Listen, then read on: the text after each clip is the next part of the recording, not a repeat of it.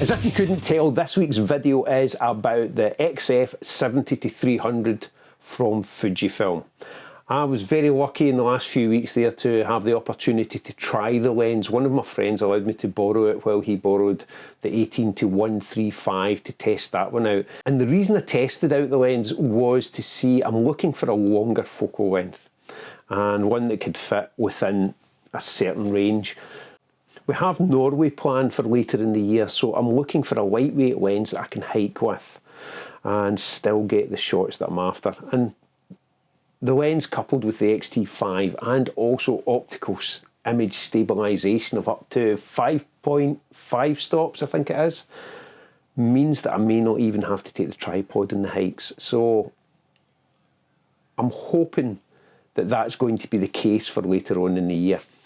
For now though, the lens, every time I used it, it was not used once on the tripod. I shot with the lens handheld each time, and it performed each time, and it performed brilliantly each time, for me anyway. The images that you're going to see in the video, probably not the greatest, but that's simply because I was testing out the lens for what I needed. And what I needed from the lens was to be able to shoot over a longer focal length and the details in the background to still be there and not be mush. Our eyes don't see 16 kilometres away and see every sharp line, but we do see the lessening of the contrast and we do see outlines and everything. So that's what I was looking for with the lens, and it performed great. So I'm not going to rabbit on about this, and I'll just dive straight into my non-technical review of the lens, which I hope you enjoy. The 70-300 has the full frame equivalent of 107mm to 450mm, so you get plenty of reach for the compact size of the lens.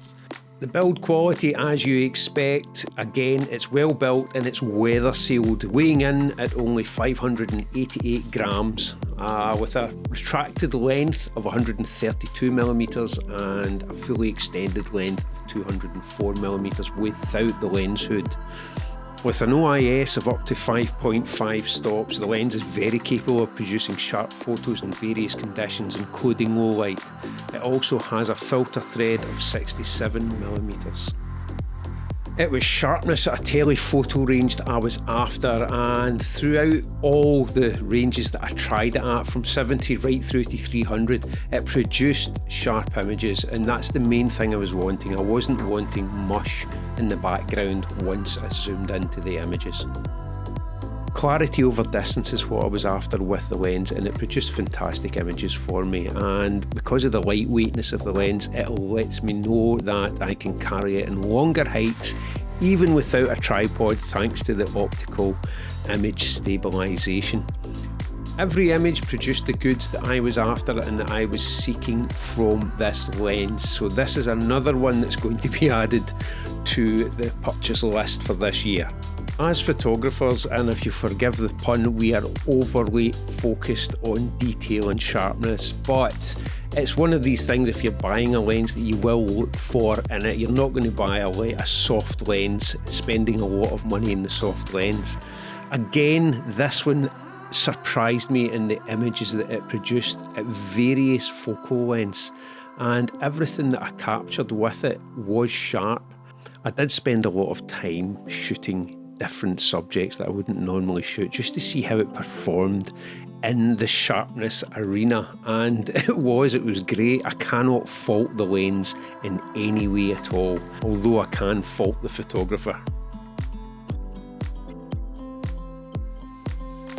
For the entire duration I had the lens, it was used as a walkabout. It was never once on the tripod, and that is simply because of the optical image stabilisation.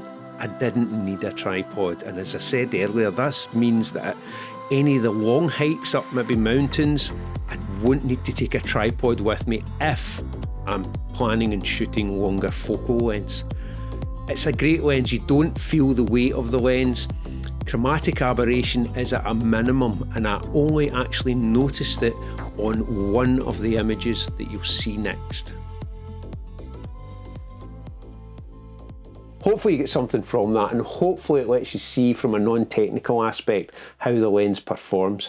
You saw there with the building, the paper mill that was 16.5 kilometres away. Now, I know that when you saw that, it does look slightly soft, but that was expected. I don't expect to put a lens in a camera, and that's just me though. I don't expect to put a lens in a camera in that type of condition, because it was slightly hazy that day, to see perfectly sharp lines, perfectly sharp detail at that. I'm not shooting for that, I'm shooting for an image, but that was me just testing out the distance away from things. And if you're wondering how I knew it's 16.5 kilometres away, I used Google Maps for all of the images and measured the distance. Next week's video should hopefully be the small rig cage. I've just to finish off filming it and then editing it, and that should be next Friday's video.